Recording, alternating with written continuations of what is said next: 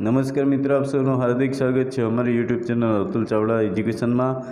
तो आज आप चर्चा करीशू ऑडिटरना प्रकार विषे कि ऑडिटरना प्रकार केटला होय छे, क्या ऑडिटर ने क्या फरज निभाववानी होय छे, कई जवाबदारी निभाववानी होय छे, केवा हक्को मळता होय छे तेना विषे जोशुं अने कई संस्था में क्या ऑडिटर कई रीतना कार्य करे छे अने तेनुं कार्यक्षेत्र केवुं छे तेना विषे आज आपणे ऑडिटना प्रकार विषे जाणीशुं। तो चालो चालू करिए कि ऑडिटना प्रकार अने तेनुं वर्गीकरण।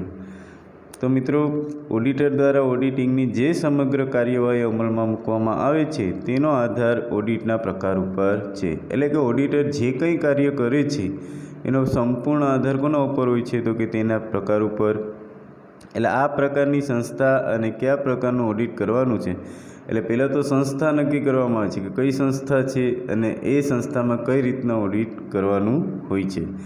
तेना पर ऑडिटनुं कार्य अने कार्यव्यवस्था तपासनी विगतो वगैरे आधारित छे। एटले के एनुं कार्य कोना उपरथी नक्की थाय छे कि क्या संस्थानुं केवो ऑडिटर कार्य करे छे ए प्रमाणे तेनुं कार्यक्षेत्र नक्की थाय छे। ऑडिटिंग में ऑडिटरनी फरजों, हक्कों, जवाबदारी, कार्यक्षेत्र वगैरह अलग अलग होवाथी ऑडिटर ने लगती महत्वनी विगतो जाणवानुं अंते रसप्रद थई गयुं छे। तो एनी जे जवाबदारी छे, एना जे फरजों छे, एना जे हक्कों छे, एनुं जे कार्यक्षेत्र छे केवुं छे बधानुं अलग अलग, कारण के बधी संस्थाओं एक सरखी होती नहीं। बधी संस्थाओं केवी होय छे तो कि अलग, एम के कोई नाणाकीय संस्था हो, कोई बिन नाणाकीय संस्था हो, कोई नानी पेढ़ी हो, कोई मोटी पेढ़ी हो, तो ये प्रमाणे एना प्रकार पड़वामां आवे छे। तो सौ प्रथम आपणे जोईए तो पहलुं ज छे आपणे संस्थाकीय एकमनी दृष्टिए एनो पेटो विभाग छे खानगी ऑडिट। तो खानगी ऑडिटनी नीचे पण बीजो पेटा विभाग छे तो कि खानगी ऑडिट में होय छे एकांकी वेपारी पेढ़ीनुं ऑडिट, भागीदार पेढ़ीनुं ऑडिट अने सी छे खानगी संस्थानुं ऑडिट, जे खानगी संस्थानी पेटा विभागनी नीचे आवे छे। ज्यारे कायदा अनुसार आपणे जोईए तो कायदा अनुसार बे पेटा विभाग पड़े छे, एक सरकारी संस्थानुं ऑडिट, बिन सरकारी संस्थानुं ऑडिट अने सेकंड छे ऑडिट कार्यनी दृष्टिए। तो कार्यनी दृष्टिए जोईए आपणे तो चालू ऑडिट, वार्षिक ऑडिट, असंत ऑडिट, वचगाळानुं ऑडिट अने आंतरिक ऑडिट। तो मित्रों, ऑडिटनी कार्यनी दृष्टिए महत्वना आ जे 5 छे खास याद राखजो कि 5 जे छे ए कार्यनी दृष्टिए थाय छे। तो कयुं कयुं तो याद राखजो मित्रों, चालू ऑडिट, वार्षिक ऑडिट, असंत ऑडिट, वचगाळानुं ऑडिट अने आंतरिक ऑडिट।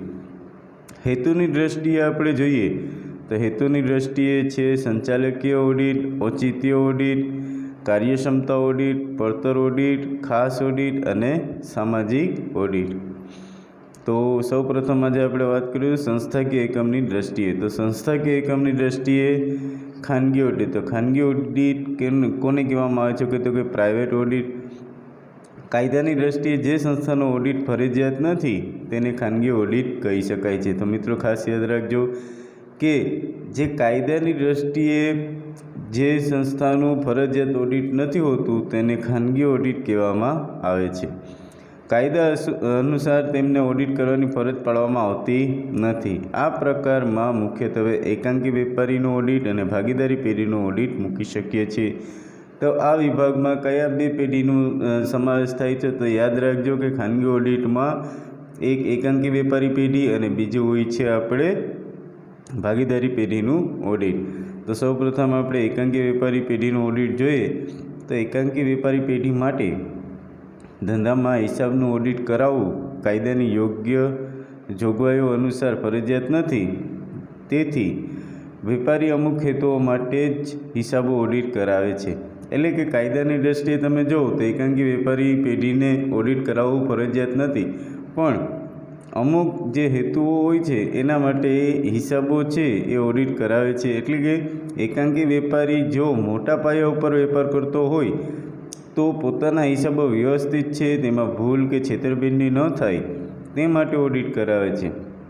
विशेषमां वेपारीए पोताना धंधामां भागीदारने दाखल करवो होय अथवा तो धिराण मेळववुं होय, धंधो वेची देवो होय કે ધંધાના હિસાબોમાં ગોટાળા કે છેતરપિંડીની શંકા હોય વગેરે હેતુપૂર્વક ઓડિટ કરાવે છે. તો એકાંકી વેપારી પેઢી છે એ શા માટે પોતાની પેઢીનું ઓડિટ કરાવે છે? તો કે કોઈ છેતરપિંડી થઈ હોય, અથવા તો કોઈ ભૂલ થઈ હોય, અથવા તો કોઈ ઉચ્ચાપત થઈ હોય, તેવા સંજોગોમાં, અથવા તો પોતાને ધિરાણ મેળવવો એટલે કે બરાબરથી કોઈ લોન મેળવવાની હોય, અથવા કોઈ નવો ભાગીદાર દાખલ કરવાનો હોય, તો આવા જે અનેક કારણોને લીધે એકાંકી વેપારી પેઢી પોતાની પેઢીનું શું કરાવે છે? તો કે ઓડિટ કરાવે છે. આમ કાયદાની દૃષ્ટિએ જોઈએ તો ઓડિટ કરાવવો એને ફરજિયાત નથી.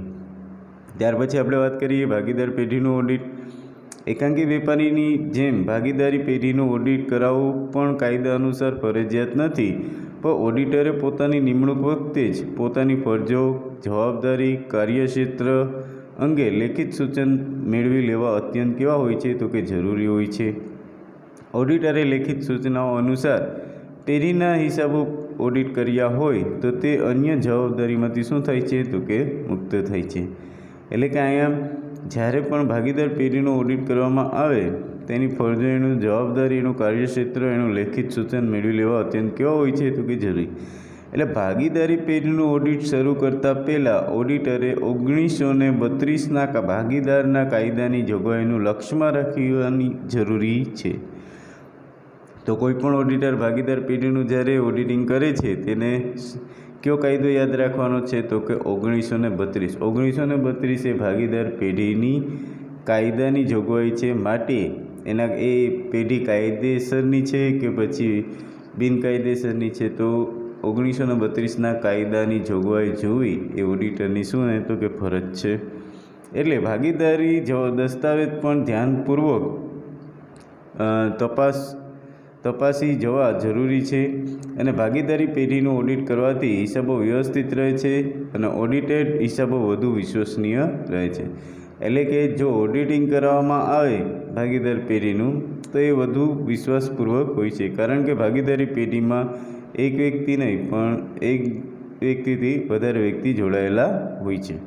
ત્યાર પછી આપણે જોઈએ ખાનગી સંસ્થાનું ઓડિટ. ખાનગી સંસ્થાઓમાં મુખ્યત્વે ખાનગી ટ્રસ્ટને આવરી શકાય છે. તો વ્યવસાયી વ્યક્તિઓ જેવી કે ડૉક્ટર, એન્જિનિયર, વકીલ વગેરેના હિસાબનું ઓડિટ કરાવવું ફરજિયાત નથી. તો મિત્રો યાદ રાખજો કે ખાનગી સંસ્થાનો ઓડિટમાં ટ્રસ્ટને આવરી લેવાય છે. અને બીજી જે વ્યવસાય કરતા વ્યક્તિઓ છે, જે પ્રેક્ટિસો કરતા હોય છે, એટલે કે પહેલું છે આપણે ડૉક્ટર, બીજું છે એન્જિનિયર, ત્રીજો છે વકીલ, એટલે કે જે લોકો સેવા ફરજ બજાવતા હોય છે તેવા વ્યક્તિઓનું ઓડિટ કરાવવું ફરજિયાત નથી, પણ પોતાના જે હિસાબો છે એનો ખ્યાલ મેળવવા માટે ઓડિટ કરાવે, બરાબર. ત્યાર પછી બી છે કાયદા અનુસાર ઓડિટ. તો કાયદાની જોગવાઈ અનુસાર જે એકમનું ઓડિટ કરવાનું હોય તેને કાયદા અનુસાર ઓડિટ કહેવામાં આવે. હવે જે કાયદાપૂર્વક જેનું ઓડિટ કેવું હોય છે? તો ફરજિયાત. તેવી સંસ્થાઓનું ઓડિટ કરાવવું કેવું છે? તો કે ફરજિયાત છે. તો સૌપ્રથમ છે સરકારી સંસ્થાનું ઓડિટ.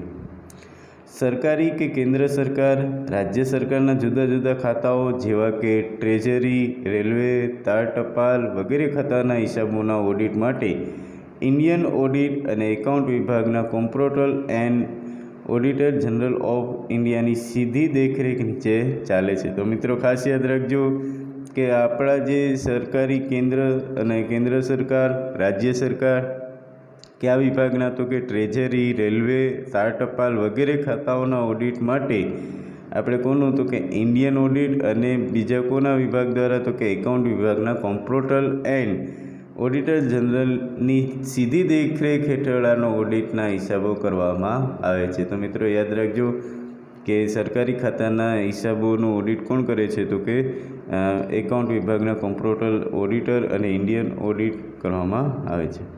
ત્યાર પછી સરકારીનું સંસ્થાનું ઓડિટ.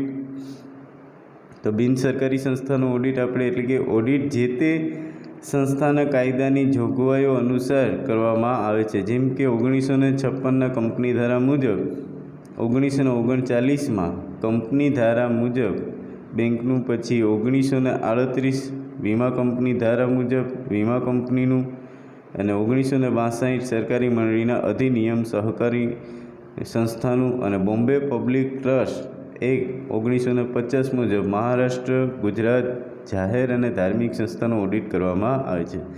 તો મિત્રો ખાસ યાદ રાખજો કે બિન સરકારી સંસ્થાઓ જે છે, જેમ કે સૌપ્રથમ આપણે કંપની ધારા, તો કંપની ધારા એટલે કે 1956 કાયદા એટલે કે કંપની ધારા મુજબનું, એટલે કે કંપનીનું। પછી બેન્કિંગનો આપણે જોઈએ તો બેન્કિંગનું 1939નું।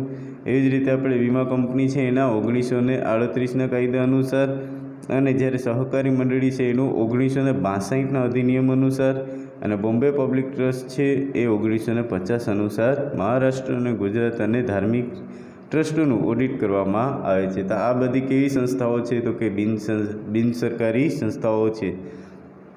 હવે આપણે જોઈએ ઓડિટના કાર્યની દ્રષ્ટિએ, તો સૌપ્રથમ પહેલું છે આપણે ચાલુ ઓડિટ। ચાલુ ઓડિટ કોને કહેવામાં આવે છે? તો કે જે સંસ્થાના હિસાબો તપાસવા માટે ઓડિટર વર્ષ દરમિયાન અવારનવાર સંસ્થાની મુલાકાત લે છે અને તે દરમિયાન લખાયેલા હિસાબોનું ઓડિટ કરે તેને શું કહેવાય છે? તો કે ચાલુ ઓડિટ કહેવામાં આવે છે। તો ચાલુ ઓડિટ કોને કહેવામાં આવે છે?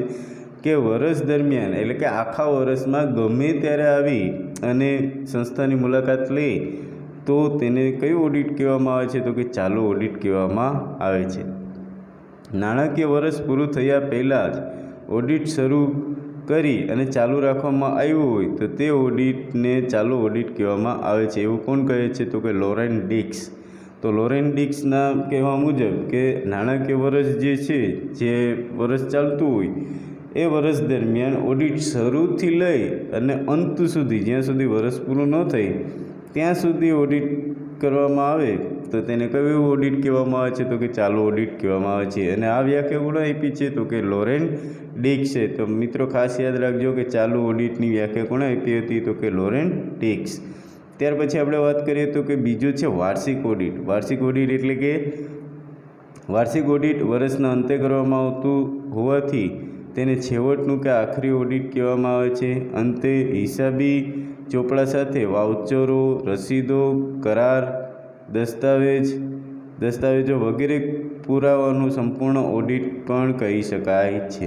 તો વાર્ષિક ઓડિટ છે એમાં કેવું હોય છે? તો કે વર્ષના અંતે કરવામાં આવે છે। ક્યારે કરવામાં આવે છે? તો કે વર્ષના અંતે। વર્ષના અંતે એટલે કે શું એમાં વસ્તુ લે છે? તો કે વાઉચરો, રસીદો, કરાર, દસ્તાવેજો અને પુરાવાનું સંપૂર્ણ ઓડિટ કહી શકાય। તો એની વ્યાખ્યા આપે છે આપણે વર્ષ એટલે કે વાર્ષિક ઓડિટ નાણાકીય વર્ષ પૂરું થયા પહેલાં શરૂ કરવામાં આવતું નથી। એટલે વાર્ષિક ઓડિટ ક્યારે કરવામાં નથી આવતું? કે વર્ષ જ્યારે જે વર્ષ ચાલુ થાય છે નાણાકીયનું ત્યારે કરવામાં આવતું નથી। એટલે આવું ઓડિટ શરૂ કરવામાં આવે છે ત્યારે ઓડિટ પૂરું થાય ત્યાં સુધી ચાલુ રાખવામાં આવે છે। એટલે આ વ્યાખ્યા કોને આપી છે? તો કે સ્પાઇસર અને પેગલર। તો વાર્ષિક ઓડિટની જે વ્યાખ્યા છે કોને આપી હતી? તો કે સ્પાઇસર અને પેગલર। એટલે કે વાર્ષિક ઓડિટ નાણાકીય વર્ષ પૂરું થયા પહેલાં જ શરૂ કરવામાં આવતું નથી। એ શરૂ કરવામાં આવે પહેલેથી તો એને ચાલુ ઓડિટ કહેવાય। અને આ કેવું ઓડિટ છે? તો કે વર્ષના અંતે આને શરૂ કરવામાં આવે છે અને પૂરું થાય વર્ષ ત્યારે એને વાર્ષિક ઓડિટ કહેવાય છે।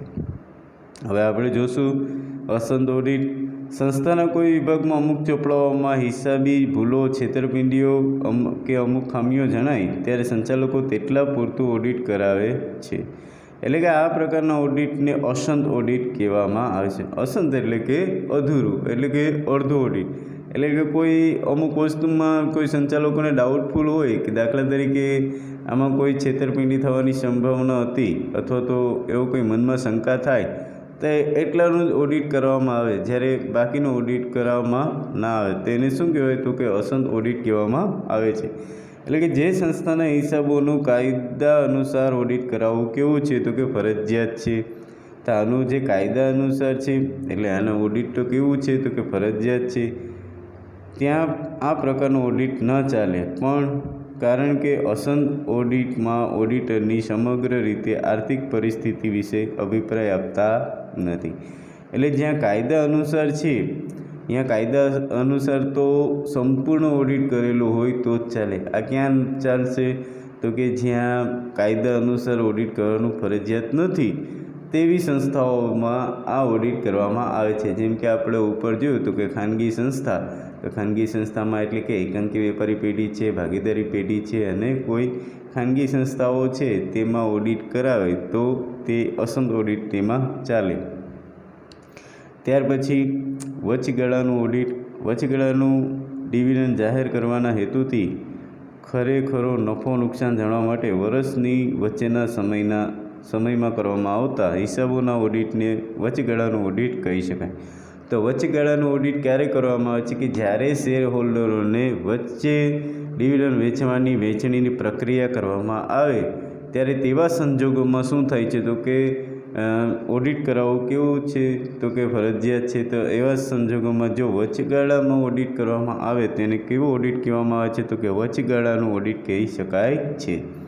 ત્યાર પછી પાંચમું ઓડિટ છે આપણું આંતરિક ઓડિટ.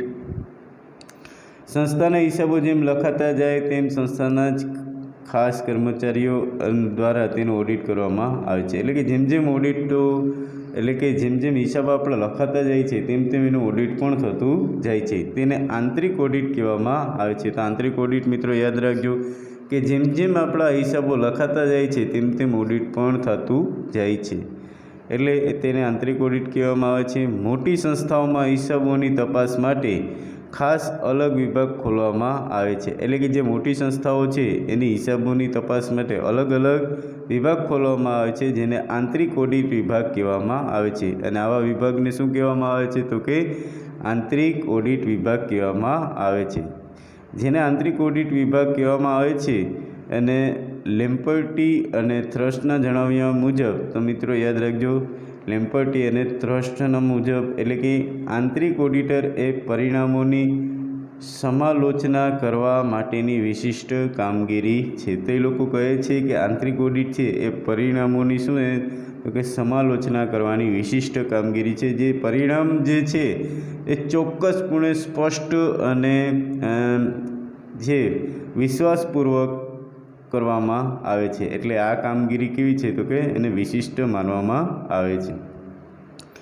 આંતરિક ઓડિટનું કાર્યક્ષેત્ર અને ધંધાના રોજગારો પ્રકાર મુજબ ભિન્ન ભિન્ન હોઈ શકે છે. એટલે કે આ આંતરિક ઓડિટનું કાર્યક્ષેત્ર છે એ અલગ અલગ ધંધાનું અલગ અલગ પ્રમાણે કરવામાં આવે છે. રોજગારના પ્રકાર પણ એના કેવા હોય છે તો કે અલગ અલગ હોય છે. આંતરિક ઓડિટનો હેતુ સંચાલકોને વહીવટ અને ઉત્પાદન કાર્યક્ષેત્રમાં વધારવામાં મદદ કરવાનો અને તે દ્વારા રચનાત્મક અને સંરક્ષણાત્મક સેવાઓ પૂરી પાડવાનો છે. તો અહીંયા આપણે આંતરિક ઓડિટ છે એ સંચાલકના વહીવટ માટે અને ઉત્પાદનના કાર્યક્ષેત્રમાં શેના માટે કરવામાં આવે છે તો કે એની કાર્યક્ષમતા વધે તેમાં મદદ કરવા માટે અને તેની શું કરવામાં તો કે રચના કરવા માટે અને તેનું રક્ષણ કરવા માટે આંતરિક ઓડિટ કરવામાં આવે છે.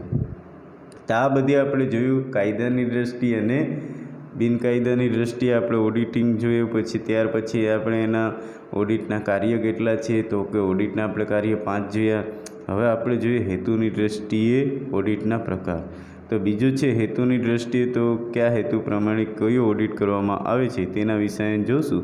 તો સૌપ્રથમ હિસાબી પદ્ધતિઓના એકાઉન્ટન્સી વિકાસની સાથોસાથ ઓડિટિંગમાં પણ ઝડપી વિકાસ થતો જોવા મળે છે. જેમ જેમ એકાઉન્ટિંગમાં વિકાસ થયો છે તેમ તેમ ઓડિટિંગમાં પણ અત્યારે વિકાસ જોવા મળે છે. એટલે કે સંચાલકીય ક્ષેત્રે કાર્યક્ષમતાની યોગ્ય સંચાલકીય નીતિઓ, કાર્યક્રમના પડતરની તથા તેની નીતિઓ અને કાર્યક્રમના અમલની જરૂરિયાત કેવી થઈ ગઈ છે તો કે અનિવાર્ય બનતી જાય છે. એટલે કે જેમ જેમ સંચાલક ક્ષેત્ર અને કાર્યક્ષમતા વધતી જાય છે તેમ તેમ તેની નીતિઓ એટલે કે કાર્યની અમલની જરૂરિયાત પણ કેવી થઈ ગઈ છે અત્યારે તો કે અનિવાર્ય એટલે કે ફરજિયાત. તો આને લઈને સંચાલકીય ઓડિટ, કાર્યક્ષમતાનો ઓડિટ એટલે કે કારોબારીનો ઓડિટ, પછી ઓચિંત્ય ઓડિટ, કામકાજનો ઓડિટ, સાધનોનો ઓડિટ, પડતર ઓડિટ, સામાજિક ઓડિટ વગેરે જેવા ઓડિટિંગ વિશિષ્ટ પ્રકારો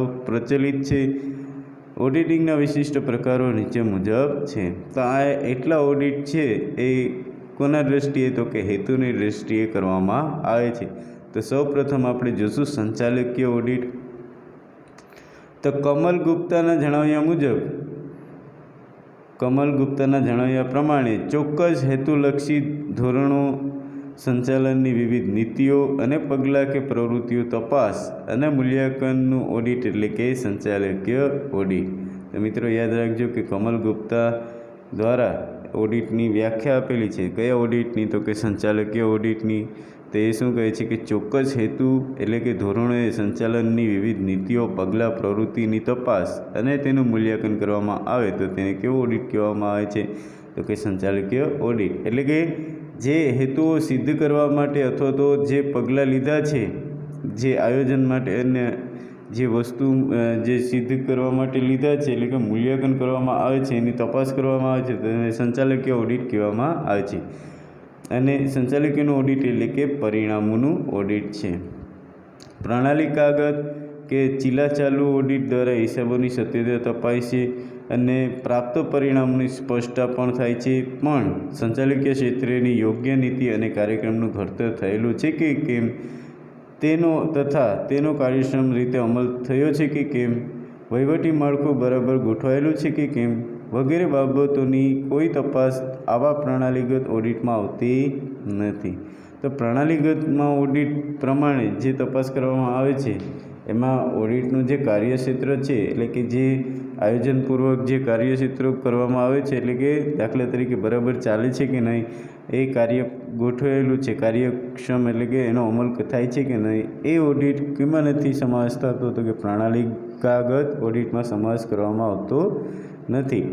આ ખામી સંસ્થાકીય ઓડિટ દૂર કરે છે. કોણ દૂર કરે છે? તો કે સંસ્થાકીય ઓડિટ દૂર કરે છે. સંચાલકીય ઓડિટ માત્ર ધંધાકીય ક્ષેત્ર જ નહીં, સંસ્થાકીય, સરકારી તથા સહકારી ક્ષેત્રે પણ એટલું જ ઉપયોગી છે. તો આ ફક્ત ધંધા માટે જ નથી પણ કોના માટે પણ જરૂરી છે? તો કે સંસ્થાકીય, સરકારી અને સહકારીમાં પણ કેવું છે? તો કે ઉપયોગી છે. સંચાલકીય ઓડિટ દ્વારા પરિણામોની જવાબદારી સંચાલનની કેટલા અંશે છે તે સ્પષ્ટ થાય છે. એટલે કે સંચાલકીય ઓડિટ જે છે એના પરિણામો, જે પરિણામો મળે છે એની જે જવાબદારી મળે છે એ કેટલા અંશે સ્પષ્ટ થાય છે તે જોવાનું છે. સંચાલકીય ઓડિટ સુધારાલક્ષી અને અયોગ્યતાની બાબતમાં નિશ્ચયાત્મક ઓડિટ છે. એટલે જે સંચાલકીય ઓડિટ છે એ સુધારાલક્ષી હોવી જોઈએ, અયોગ્યતાવાળું હોવું જોઈએ નહીં, બરાબર. અને નાણાકીય સંસ્થાઓમાં પોતાના ભંડોળનું સલામત રોકાણ કોઈ એકમમાં કરવાનો નિર્ણય લેતા પહેલાં તેવા એકમનું સંચાલકીય ઓડિટ કરાવે છે. એટલે કે જે કંપની પોતાનું રોકાણ બીજી સંસ્થામાં કરવા માગતો હોય અથવા તો બીજી ક્યાંય રોકાણ કરવા માગતો હોય તો સૌપ્રથમ તો એની સંસ્થાનું શું કરવામાં આવે છે? તો કે એનું સંચાલકીય ઓડિટ કરવામાં આવે છે. અને સંચાલકીય ઓડિટ એટલે કે સંચાલકીય અંકુશ પણ અગત્યનું સાધન છે. એટલે કે સંચાલકીય ઓડિટ સામાન્ય રીતે દર વર્ષે નહીં પણ 3-5 વર્ષે હાથ ધરી શકાય તેવું ઓડિટ છે. તો મિત્રો ખાસ યાદ રાખજો કે સંચાલકીય ઓડિટ છે દર વર્ષે કરવામાં આવતું નથી અને એ ક્યારે કરવામાં આવે છે? તો કે 3 કે 5 વર્ષમાં હાથ ધરી શકાય છે. બીજું છે આપણે ઓચિંત્ય ઓડિટ.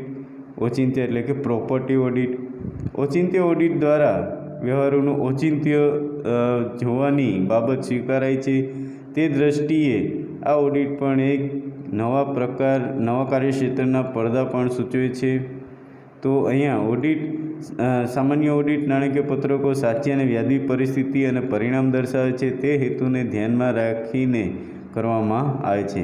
એટલે કે ઔચિત્ય ઓડિટ જે છે એ કયા હેતુ કરવામાં આવે છે? તો કે જે કંઈ આર્થિક સ્થિતિ છે, જે કંઈ નાણાકીય પત્રકો દર્શાવ્યા છે એ સાચી અને વ્યાજબી પરિસ્થિતિ દર્શાવે છે એને ધ્યાનમાં રાખી અને આ ઓડિટ કરવામાં આવે છે. તો સામાન્ય ઓડિટમાં હિસાબોના ચોપડામાં દર્શાવેલ વ્યવહારોની યોગ્યતા, એટલે કે જે ચોપડા જે છે એ બધા વ્યવહારો કેવા છે? તો કે યોગ્ય પ્રમાણે નોંધ્યા છે. ઔચિત્યની તપાસ થતી નથી, એટલે કે પ્રોપર્ટીની તપાસ થતી નથી, પરંતુ તે વ્યવહાર અંગે સમર્થન કરતા વાઉચરો સાથે તેની ચકાસણી કરવામાં આવે છે. એટલે મિલકતો જોવામાં આવતી નથી, એટલે કે પ્રોપર્ટી જોવામાં આવતી નથી, પરંતુ શેની તપાસ કરવામાં આવે છે? તો કે વાઉચરોની તપાસ કરવામાં આવે છે. ઔચિત્ય ઓડિટમાં વિવિધ પગલાં અને નિર્ણયોની એવી તપાસ હાથ કરાય છે કે તે જાહેર હિતના અનુરૂપ છે કે કેમ અને તે વળતૂકના વ્યાજબી ધોરણોની મર્યાદામાં છે કે કેમ. વળી ઔચિત્ય ઓડિટરમાં ઓડિટર માત્ર થયેલા વ્યવહારોને ટેકારૂપ દસ્તાવેજી પુરાવો કે વાઉચરની તપાસ નથી કરતા, પણ નિયમિતતા, વ્યાજબીપણાની તપાસ અને અધિકારીઓની વિવિધ નિર્ણયોની અસરની તપાસ પણ કરવામાં આવે છે. તો ઓચિંતી ઓડિટમાં ફક્ત શું નથી કરવામાં આવતું કે ફક્ત એને વાઉચર જ જોવાના નથી હોતા. હવે જે કંઈ ઓડિટર છે એ કઈ વસ્તુ જોવાની ફરજ છે તો કે વાઉચર પ્લસ એની નિયમિતતા, તેની વ્યાજબીપણા અને અધિકારીઓની પણ શું કરવામાં આવે છે તો કે તપાસ કરવામાં આવે છે. અને ત્યારબાદ આગળ વધીએ તો એટલે કે નાણાકીય ઓડિટ કરતાં ઓચિંતી ઓડિટનું કાર્યક્ષેત્ર કેવું હોય છે તો કે વિસ્તૃત છે. તો અહીંયા ઓચિંતી ઓડિટનો હેતુ વ્યવહારોનું ઓચિંત્ય માનવામાં આવે છે. એટલે કે ઓચિંતી ઓડિટ છે એ કોના કરતાં વધારે છે તો કે એનું કાર્યક્ષેત્ર કેવું છે તો કે એનું કાર્યક્ષેત્ર કેવું છે તો કે વિસ્તૃત છે. ઓચિંતી ઓડિટનો હેતુ વ્યવહારોનું ઓચિંત્ય માપવામાં આવે છે. શેનું માપવામાં આવે છે તો કે વ્યવહારોનું. ઓચિંત્ય ઓડિટર દ્વારા કરવામાં આવે છે. ઓચિંત્ય ઓડિટ કોના દ્વારા કરવામાં આવે છે તો કે ઓડિટર દ્વારા. ઓચિંત્ય ઓડિટમાં હિસાબી ચોપડા ઓડિટર દ્વારા કરવામાં આવે છે. અને ઓચિંત્ય ઓડિટમાં કોના દ્વારા તો કે હિસાબી ચોપડા ઓડિટર દ્વારા કરવામાં આવે છે. ઓચિંત્ય ઓડિટમાં હિસાબી ચોપડા ઉપરાંત કરારો, દસ્તાવેજો, ઠરાવો, કાનૂની જોગવાઈ વગેરે તપાસવામાં આવે છે. અને જે ઓચિંત્ય ઓડિટ છે એમાં કરારો છે, દસ્તાવેજો છે, ઠરાવો છે, કાનૂની જોગવાઈઓ છે વગેરે તપાસવાની જવાબદારી કોની બને છે તો કે ઓડિટરની બને છે. તો કોહલર કહે છે ઓચિંત્ય પદની વ્યાખ્યા તેને એવી બાબત તરીકે સૂચવે છે કે જે જાહેર હિતની દ્રષ્ટિએ સામાન્ય સ્વીકૃત રૂઢિઓ અને વર્તણૂકમાં ધોરણોની દ્રષ્ટિએ જરૂરી કસોટીઓને પહોંચી વળે. એટલે કે જાહેર હિતને ધ્યાનમાં લઈ અને આ કાર્ય કરવામાં આવે અને બધી વસ્તુ રૂઢિગત પ્રમાણે એની વર્તણૂકમાં અને જરૂરી કસોટી પ્રમાણે બધી વસ્તુમાં શું થાય તો કે પહોંચી વળે તો તેને ઓચિત્ય ઓડિટ કહેવામાં આવે છે.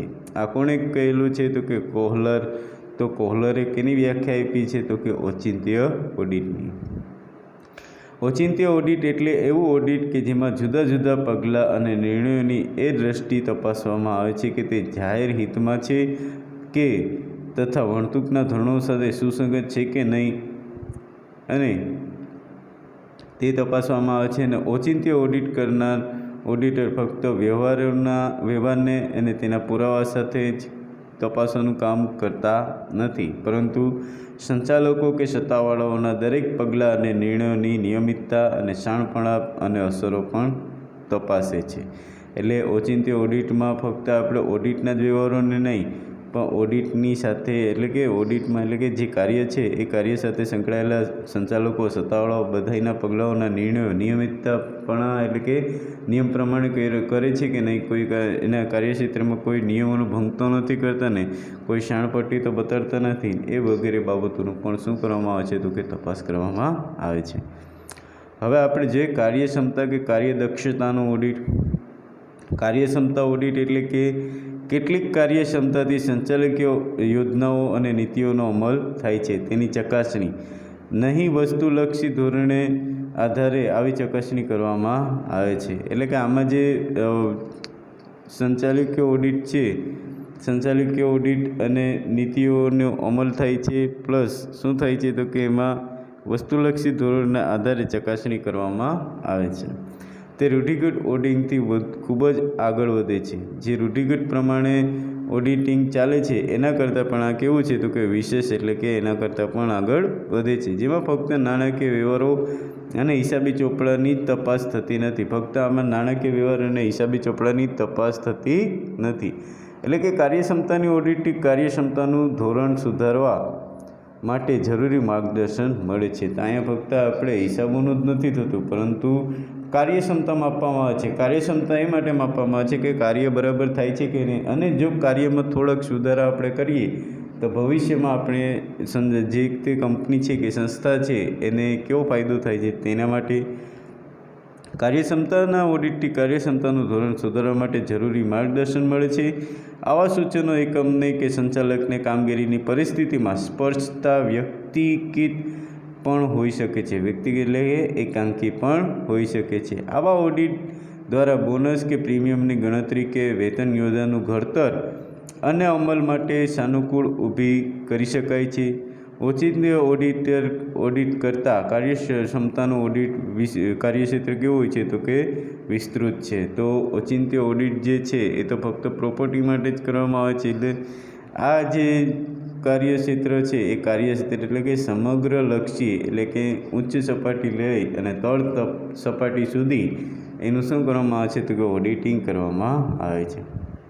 કાર્યક્ષમતાના ઓડિટનો હેતુ વહીવટતંત્રની કાર્યક્ષમતા માપવાનો છે. એનો મુખ્ય હેતુ શું છે તો કે કાર્યક્ષમતાનું ઓડિટ એ વહીવટીતંત્રના કાર્યક્ષમતા માપવાનું છે. કાર્યક્ષમતાના ઓડિટ ટેકનિકલ જ્ઞાન ધરાવે છે. શેનું જ્ઞાન ધરાવે છે તો કે ટેકનિકલ. કાર્યક્ષમતાના ઓડિટનો હેતુ કોઈ ભાગ કે ખાતાની કાર્યક્ષમતા જ નહીં પરંતુ સમગ્ર ધંધાની કાર્યક્ષમતા માપવાનો છે. એનો હેતુ ફક્ત શું નથી તો કે કાર્યક્ષમતા જ નહીં પરંતુ સમગ્ર ધંધાની કાર્યક્ષમતા માપવાની છે. એટલે કે ઉચ્ચ સપાટીથી લઈ અને તળ સપાટી સુધી.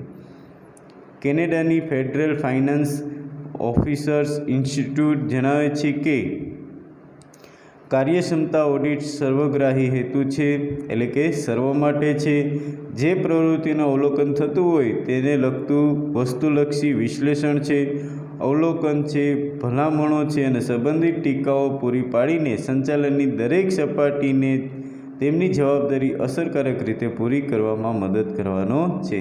તો કોની કઈ ફરજો છે, કોને કઈ રીતના કાર્ય કરવાનું છે એ સમગ્ર વસ્તુનું વિશ્લેષણ થાય છે. એટલે કે જે ઉચ્ચ સપાટી એટલે કે મોટા સંચાલકોથી લઈ અને નાના કર્મચારીઓ સુધી એનું ઓડિટ કરવામાં આવે છે અને તેનું કાર્યક્ષમતાની શું કરવામાં હતું કે એનું અવલોકન કરવામાં આવે છે. તો આ કોણે કીધું તો કે કેનેડાની ફેડરલ ફાઇનાન્સ ઓફિસર ઇન્સ્ટિટ્યૂટ જણાવે છે. હવે આપણે જોઈએ પડતર ઓડિટ. સામાન્ય અર્થમાં કહીએ તો પડતર ઓડિટ એટલે કે પડતરના હિસાબોની તપાસ. એટલે જે પડતરના જે પહેલાંના જે હિસાબો છે એની તપાસ છે. તો England institute of cost and works એકાઉન્ટ્સે આપેલી વ્યાખ્યા મુજબ, તો ખાસ યાદ રાખજો કે પડતર ઓડિટની જે વ્યાખ્યા છે કોણે આપેલી છે તો કે ઇંગ્લેન્ડની institute of cost and works એકાઉન્ટ્સે આપેલી છે. વ્યાખ્યા મુજબ કહે છે કે પડતર ઓડિટ એ પડતરના હિસાબોના સાચાપણાની અને ઘડતરની હિસાબી યોજનાના અમલની તપાસ છે. તો પડતર ઓડિટ કોના માટે છે તો કે પડતર ઓડિટ એ હિસાબોના સાચાપણાની અને એની યોજનાની અમલની તપાસ માટે છે. એટલે કે ઉત્પાદન કરનાર, ખાણ ઉદ્યોગમાં રોકાયેલ કે પ્રક્રિયા કરનાર અથવા તો ઔદ્યોગિક એકમ પોતાના હિતમાં પડતર હિસાબ રાખે એ જરૂરી છે કે જેથી એકમ દીઠ પડતર જાણી શકાય છે. તો પડતર ઓડિટ કોના માટે છે તો કે પડતર ઓડિટ છે એ ઉત્પાદન કરનાર છે અને જે ખાણ ઉદ્યોગ છે એનામાં આ પડતર ઓડિટ કરવામાં, કારણ કે એનું જે શું હોય છે તો કે એકમ પ્રમાણે એકમ દીઠ પડતર જાણી શકાય છે. વૈજ્ઞાનિક રીતે વેચાણની કિંમત નક્કી કરી શકાય છે અને બગાડ શું કરી શકાય છે તો કે અટકાવી શકે. તો પડતર ઓડિટ શા માટે છે કે વેચાણની જે નીતિ છે એ નક્કી કરવામાં આવે છે, તેની કિંમત નક્કી કરવામાં આવે છે અને જો બગાડ થતો હોય તેને શું કરી શકાય છે તો કે એને અટકાવી અને પડતર ઘટાડી શકાય છે. તો કોસ્ટ ઓડિટરે ઉત્પાદન પ્રક્રિયા કરતી વખતે કે અથવા તો ખાણ ઉદ્યોગની કંપનીમાં હિસાબો યોગ્ય રીતે લખવામાં આવ્યા છે કે કેમ તેમજ સાચાપણાની અને હિસાબો રહે તે પડતર હિસાબોની યોજનાને વળગી રહેવામાં આવ્યા છે કે કેમ તેની ખાતરી કરવી જોઈએ. તો અહીંયા જે હિસાબો કર્યા છે એ વ્યવસ્થિત રીતે થયા છે કે નહીં અને જે સાચાપણાની સ્થિતિ દર્શાવે છે કે નહીં, આવી તમામ હિસાબોને એટલે કે પડતર ઓડિટ તેને કહેવામાં આવે છે. આ પ્રકારનું ઓડિટને પડતરનું ઓડિટ પણ કહી શકાય. પડતર ઓડિટના મુખ્ય ઉદ્દેશો એટલે કે હેતુઓ નીચે પ્રમાણે છે. તો અહીંયા આપણે જોઈએ, સૌપ્રથમ પહેલું છે કે પડતર હિસાબી પદ્ધતિના સિદ્ધાંતો અનુસાર હિસાબી ચોપડામાં રાખવામાં આવ્યા છે કે કેમ તેની ખાતરી કરવી. એટલે જે પડતર ઓડિટ છે એ સિદ્ધાંતો પ્રમાણે, નિયમો અને સિદ્ધાંતો પ્રમાણે લખવામાં આવ્યા છે કે નહીં તેની તપાસ. બીજું, હિસાબી ચોપડામાં પડતર હિસાબ પદ્ધતિના નોંધોની ચોકસાઈની ખાતરી કરવી. એટલે કે જે હિસાબો લખ્યા છે પદ્ધતિ પ્રમાણે લખ્યા છે કે નહીં તેની ચોકસાઈપૂર્વક શું કરવામાં આવે છે તો કે ખાતરી. સંચાલને પડતરની જે પ્રક્રિયા અને વિધિ નક્કી કરી હોય તે મુજબના હિસાબો તૈયાર કરવામાં આવ્યા છે કે નહીં તે જાણવા. ખર્ચાઓ પર અંકુશ રાખવામાં આવે છે કે નહીં તેની ખાતરી. ત્યાર પછી પડતર કરારો કે પડતર જરૂરી માહિતી પૂરી પાડવી, એના પછી પડતરના હિસાબોમાં આંકડાઓ અને નાણાકીય હિસાબોના આંકડાઓ સાથે મળી રહે છે તેની ખાતરી કરવી. તો આ જે સંપૂર્ણ પ્રક્રિયા છે એ નાણાકીય હિસાબો સાથે આંકડાઓ સાચા દર્શાવે છે કે નહીં એ પણ જોવાનું હોય છે. ત્યાર પછી આપણે જોઈએ કે માલ કે સેવાના પડતર વૈજ્ઞાનિક સિદ્ધાંતોને આધારે શોધવામાં આવી છે તેની ખાતરી કરવી અને સંચાલકીય નિર્ણયો લેવામાં પડતર પત્રકો કેટલા મદદરૂપ થાય છે તે જોવા. અને છેલ્લું છે કે આંતરિક પડતર ઓડિટની પદ્ધતિ કાર્યક્ષમ હોય તો બાહ્ય ઓડિટરનું કાર્ય શું કરી શકાય છે તો કે ઘટાડવા વગેરે હેતુથી કોસ્ટ ઓડિટ કરવામાં આવે છે. કેવું ઓડિટ કરવામાં આવે છે તો કે કોસ્ટ એટલે કે પડતર ઓડિટ કરવામાં આવે છે. શેના લીધે તો કે આંતરિક ઓડિટની પદ્ધતિ કાર્યક્ષમ હોય તો. અને પડતર અંકુશની જરૂરિયાત વિશે બે મત નથી, એટલે તે ઉત્પાદનના ખર્ચાઓ પર અંકુશ રાખવા અને વેચાણની કિંમત નક્કી કરવા સંચાલનને શું કરવામાં આવે છે તો કે વિશ્વાસપાત્ર માહિતી પૂરી પાડે છે. અને તે આંતરિક અંકુશનું બીજું પાસું છે, એટલે તે નાણાકીય ઓડિટ માટે પણ ઉપયોગી છે.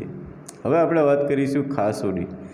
ખાસ ઓડિટ એટલે કે કંપની દ્વારા 1960માં કરવામાં આવેલ સુધારાની કલમ 233 ખાસ ઓડિટની જોગવાઈ કરવામાં આવે છે.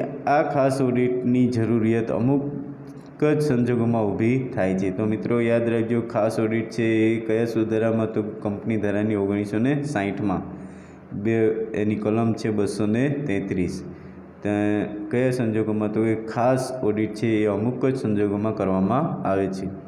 તેનું નામ જ ખાસ ઓડિટ આપવામાં આવ્યું છે, એટલે કે ખાસ ઓડિટનો હુકમ મધ્યસ્થ સરકાર જ કરી શકે. કોણ કરી શકે તો કે મધ્યસ્થ સરકાર જ કરી શકે. કંપની ધારા હેઠળ કંપનીના વહીવટના તપાસ કરવા ઇન્સ્પેક્ટર નીમવામાં આવે છે. શું નીમવામાં આવે છે તો કે ઇન્સ્પેક્ટર નીમવામાં આવે છે.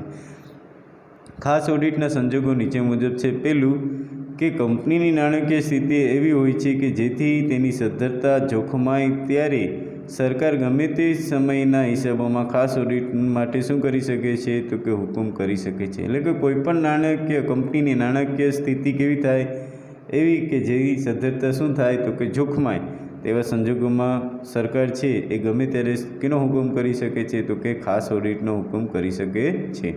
બીજું, જ્યારે કંપની એવી ઢબે ચલાવવામાં આવે કે તેના પરિણામે ધંધા ઉદ્યોગમાં સર્વોચ્ય હિતોને સમગ્ર ધંધાકીય પર્યાવરણને નુકસાન પહોંચાડતું હોય તેવા સંજોગોમાં.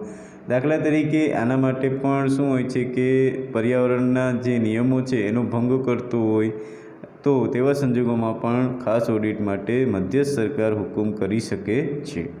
ત્યાર પછી જ્યારે તંદુરસ્ત ધંધાકીય પ્રણાલિકાઓ અનુસાર કોઈ કંપનીમાં વ્યવહારો નિષ્ફળ ન થતા હોય તો.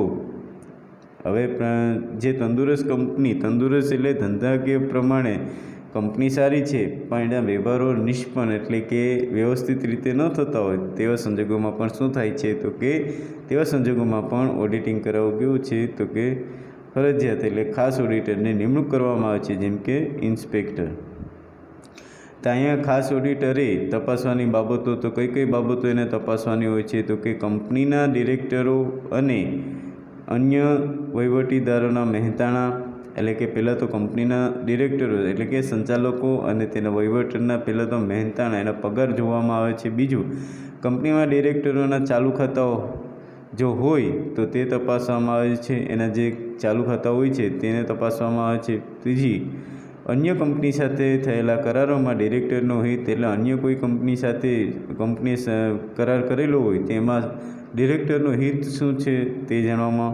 ડિરેક્ટરોને આપવામાં આવેલી લોન ઉપરના વ્યાજની વસૂલાત, ડિરેક્ટરોએ તે લોન સામે આપેલી બાંયધરી. તો ડિરેક્ટર અમુક વાર શું હોય છે કે કંપનીમાંથી જ લોન લેતા હોય છે તો એની સામે કેટલી બાંયધરી આપવામાં આવે છે અને તે વ્યાજની વસૂલાત છે એ સમય પર કરે છે કે નહીં એ પણ જોવામાં આવે છે. ત્યાર પછી કંપનીની મિલકતો અને જવાબદારીની ચકાસણી અને તેનું મૂલ્યાંકન. કંપનીની મિલકતો કેટલી છે, તેની જવાબદારી કેવી છે તેનું મૂલ્યાંકન કરવામાં આવે છે. એટલે વાર્ષિક ઓડિટની સરખામણીએ ખાસ ઓડિટ પણ કાર્યક્ષેત્ર કેવું હોય છે તો કે વિસ્તૃત હોય છે અને કેવું હોય છે તો કે ઊંડાણપૂર્વક હોય છે. તો મિત્રો ખાસ યાદ રાખજો, ખાસ ઓડિટ કોના માટે કરવામાં આવે છે કે જ્યારે એવું કોઈ શંકા થાય સરકારને તો એ મધ્યસ્થ સરકાર દ્વારા હુકુમ ફરમાવી અને તેનું ઓડિટ કરવામાં આવે છે અને તેના માટે એક ઇન્સ્પેક્ટર નીમવામાં આવે છે અને 1960ની જે કાયદા અનુસાર કલમ 233માં તેનો સમાવેશ થાય છે. હવે આપણે જોશું સામાજિક ઓડિટ. સામાજિક ઓડિટનું કાર્યક્ષેત્ર પણ કેવું છે તો કે અતિ વિશાળ છે. ભારતમાં ટાટા આયર્ન એન્ડ સ્ટીલ કંપનીએ 1980માં કમિટી નિમી હતી. તેની કંપનીનું સોશિયલ ઓડિટ સોંપ્યું હતું. તો સૌપ્રથમ મિત્રો યાદ રાખજો કે સામાજિક ઓડિટનું કાર્યક્ષેત્ર કેવું છે તો કે વિશાળ છે અને આપણા ભારતમાં ટાટા આયર્નની એન્ડ સ્ટીલ કંપની કઈ વર્ષમાં તો કે 1980માં આ કમિટી નીમવામાં આવી હતી અને એ કંપની એટલે કે સોશિયલ ઓડિટ, સોશિયલ એટલે કે સામાજિક ઓડિટ સોંપ્યું હતું. તેનો અહેવાલ પ્રગટ કર્યો હતો એટલે કે કોઈપણ સ્વરૂપનો ધંધાકીય એકમ પોતાની તમામ આર્થિક પ્રવૃત્તિ જે સરળતાથી જે સફળતાથી ચલાવે છે તેની પાછળ સમગ્ર સમાજનો અને પર્યાવરણનો ખૂબ જ મહત્ત્વનો પ્રત્યક્ષ અને પરોક્ષ હકારાત્મક ફાળો હોય છે. એટલે કોઈપણ વ્યક્તિ ધંધો કરે છે એની સાથે સમાજનું પણ ધ્યાન રાખવામાં આવે છે એટલે કે પર્યાવરણની પણ સુરક્ષા કરવામાં આવે છે. એટલે આ કેવું હોય છે તો કે પોઝિટિવ. સામાજિક જવાબદારીઓ કેટલા અંશે, કેટલી હદે અને કેટલા પ્રમાણમાં બજાવવામાં આવી છે તેની ચકાસણી. સામાજિક જવાબદારી એટલે શું તો કે કેટલા અંશે, કેટલી હદે, કેટલા પ્રમાણમાં બજાવવામાં આવી છે તેની શું કરવામાં આવે છે તો કે ચકાસણી અને તપાસ કરવા માટે પ્રયોજવામાં આવતા ઓડિટને સામાજિક ઓડિટ કહેવામાં આવે છે. સામાજિક ઓડિટના ફાયદાઓ નીચે મુજબ છે. તો કયા કયા ફાયદાઓ થાય તો કે પ્રદૂષણ નિયંત્રણ કરી શકાય, પર્યાવરણમાં જોખમો ઘટાડી શકાય, કુદરતી સાધન સંપત્તિનો યોગ્ય ઉપયોગ કરી શકાય, ઉર્જા સંરક્ષણને સુરક્ષા આપી શકાય. ત્યાર પછી પેદાશની ગુણવત્તામાં શું લાવી શકાય તો કે સુધારો લાવી શકાય. છઠ્ઠું છે ઉત્પાદનની પડતરમાં ઘટાડો કરી શકાય. સાતમું છે મજૂરી અને કિંમત નફાને લગતી નીતિઓને યોગ્ય રીતે પાલન કરી શકાય. એવી રીતે કામદારોનું સ્વાસ્થ્ય, સલામતી અને કલ્યાણ જે એના વિશે વિચાર કરી શકાય. અને નવમું છે યોગ્ય અને વ્યાજબી ધંધાકીય રીત રસમો જે છે એને સારી રીતે બજાવી શકાય. અને 10મું છે કે કર્મચારીઓનું શિક્ષણ અને તાલીમ વગેરે આપી શકાય. તો ઓડિટરે કંપની ધારાની કલમ 227 મુજબ કંપનીના હિસાબો ઉપર જે અહેવાલ આપે છે તે ઉપરાંત ઓડિટરે કેટલીક વધારાની માહિતી પોતાના અહેવાલમાં આપવી જોઈએ એવો હુકમ મધ્યસ્થ સરકારે 1988માં બહાર પાડ્યો છે. તો ઓડિટરની ધારા કઈ છે તો કે 227 કંપની ધારા. એની ધારા મુજબ જે હુકમ આપે, કેટલીક વાર અહેવાલમાં હુકમ આપ્યો છે. હુકમ કોના દ્વારા તો કે મધ્યસ્થ સરકાર દ્વારા. તો કે કઈ સાલમાં તો કે 1988માં. આ હુકમ રદ કરી સરકારે ઈસવીસન 2003માં નવો ઓર્ડર બહાર પાડ્યો છે. હવે આ જે હુકમ હતો એ શું કરી નાખ્યો છે તો કે રદ કર્યો છે અને આ હુકમ કઈ સાલમાં તો કે 2003માં નવો હુકમ બહાર પાડ્યો છે. તો ધંધાકીય એકમે માનવ સંપત્તિના હિતાર્થે લીધેલા પગલાં અને સમસ્થાનના લીધે પગલાં અને પૃથ્વીના પર્યાવરણને શુદ્ધ કરવા, ટકાવી રાખવા લીધેલા પગલાં અને રાષ્ટ્રની આર્થિક